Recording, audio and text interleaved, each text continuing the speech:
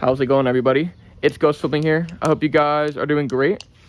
For those of you who are interested in knowing how I make my videos, you've clicked on the right video. I'm just going to be kind of explaining how I make my videos. But not only that, I'm going to also give you guys some tips for anybody who's interested in making videos themselves.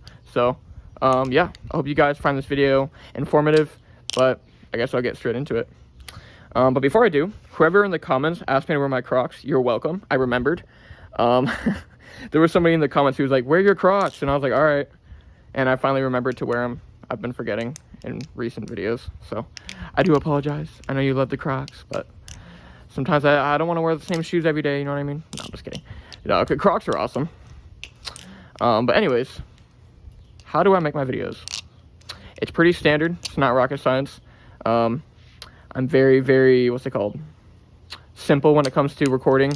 All I will use is my phone, which is, I think, just an iPhone 12. It's nothing crazy. It's not even like the Pro with like the 3 cameras that looks like an alien. It's not that. It's just a regular iPhone 12, and it records in 1080, 60, and it gets the job done for me. So that's perfect. All you need is a phone or a camera, whatever you have. As long as it records, you're good. And a head mount, obviously. I use a head mount for my videos. I find it better that I can actually flip with 2 hands and do things like transfers, things like that. I just find it more enjoying. It's easier to kind of focus on my flipping rather than trying to keep everything in frame. So, yeah, a head mount is nice, but again, you don't have to use a head mount. It's all kind of, I guess, personal preference. It just kind of depends. But yeah, a head mount is nice. If you do have one, cool, use it. But yeah, that's pretty much it. I just use a head mount, my phone, and then I obviously just record in a quiet space. I typically record in my backyard because it's pretty quiet, and I like the lighting back here, but you honestly can record anywhere. Just make sure it's not super loud or super dark. A lot of people make videos and I can't even see what's happening. It's like so dark. So yeah, make sure you have good lighting as well.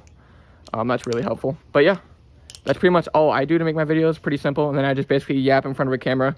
Not that hard, not rocket science. But yeah, that's how I make my videos.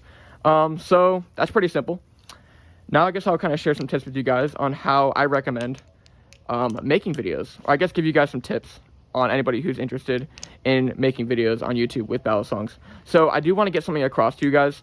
YouTube can be a little bit more particular with what you upload. So when you're uploading Balisong videos, I would definitely refrain from using threatening titles.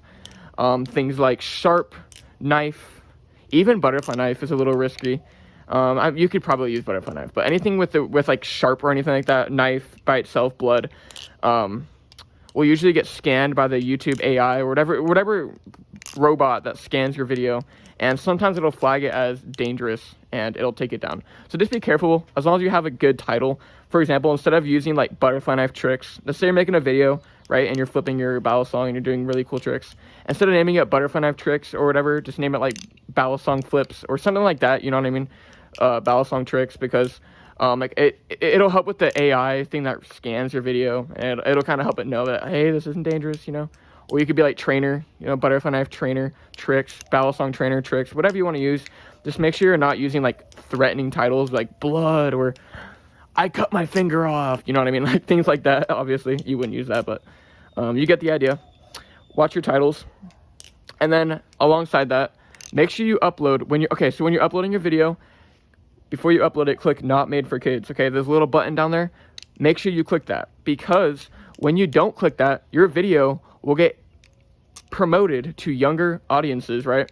And that in turn will get your video removed, and or you will receive a strike from YouTube. So make sure you're careful when you're uploading. As long as you're clicking not made for kids and you have good titles, right? Like you're not using like scary, offensive titles. You should be fine, okay? It's pretty simple. And then also, if you are a younger individual and you sound like you're 14 or 12, you know what I mean?